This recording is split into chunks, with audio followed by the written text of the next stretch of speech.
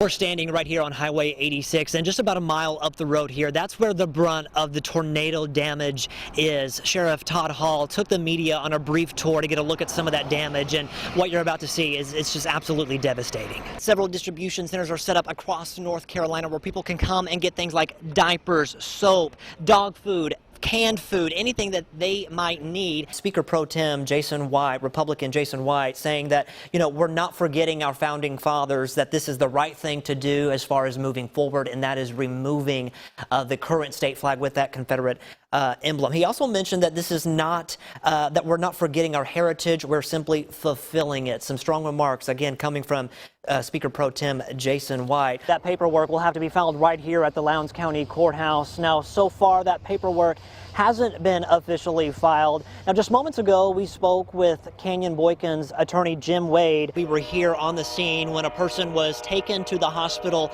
by ambulance. As you can imagine, it was quite the emotional scene out here at the Brookville Garden Apartments earlier this evening. A lot different setting right now, but here's what we know so far. Yeah, that's right, Andrea. 7 counties that are right on the fringe of the WCBI viewing area. So people living in Attala, Leake, Scott, Jasper, Neshoba, Newton, and Lauderdale counties, Governor Reeves is asking you to remain aware of the threat of the coronavirus. History today at the state capitol. The Senate passes House Bill 1796. That bill will allow voters to vote in November for a new state flag, meaning our state flag is coming down. Our Quentin Smith, he is live at the state capitol. Quentin, you've been there the last few days. What's the energy like right there today? Again, this was an 85-34 vote passing the resolution, now paving way to potentially vote on a new flag. Again, it now goes into the Senate, where the Senate will vote.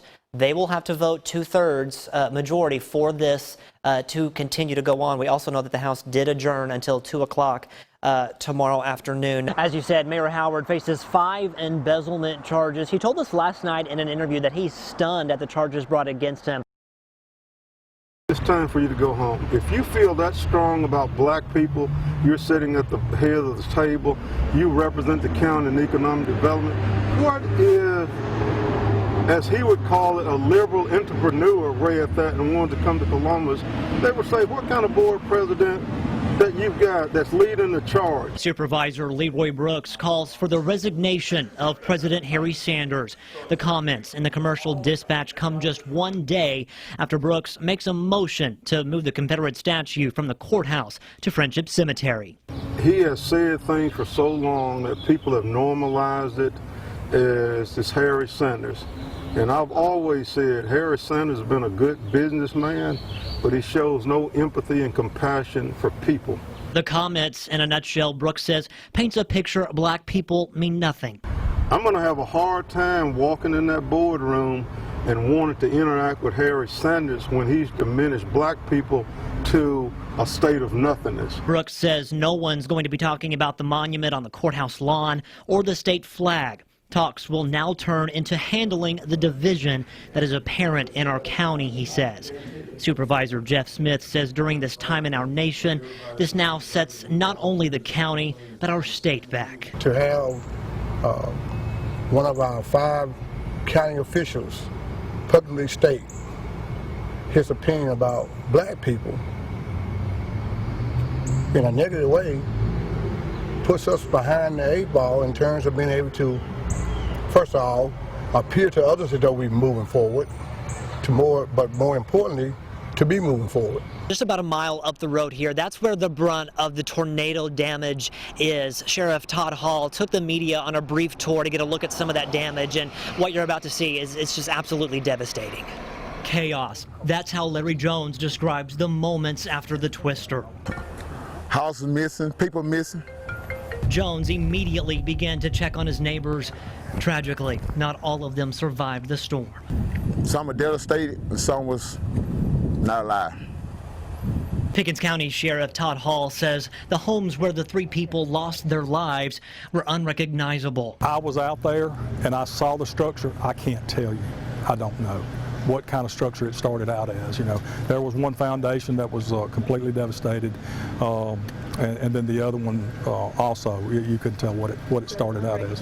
What were once homes in the small community of Settlement are now rubble. The damage and lives lost, Sheriff Hall says, will leave a hole in the heart of Pickens County. Anytime you have a loss of life, it's a very devastating thing for all people, across our whole community. And like I said, this community here was very vital to Pickens County, and it's going to be a huge loss. Dozens of volunteers spent Saturday trying to find what could be saved, but the help will be needed in the days to come. Today, everybody's going to be out reaching out and doing everything they can, but tomorrow is going to be a different day.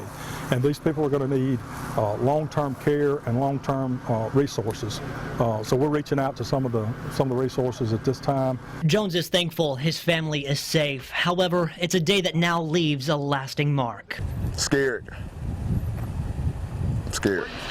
And now the sheriff says that no one will be allowed in for the rest of the day. We also know that there are no shelters being open. That's because everybody that was affected, they do have some place to go. We'll, of course, continue to follow this story in the coming days. Again, 3 people tragically passed away in this storm.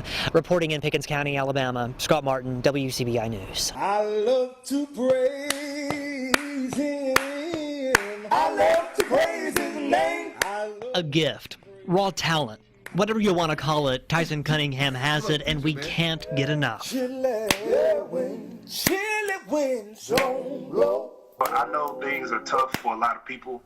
I know a lot of people are anxious, and just there's so many things going on. People losing jobs, loved ones getting sick, and just, man, it's just a lot of chaos. Using an app called Acapella, Cunningham is bringing people online sounds from the heart that has every ear tuning in.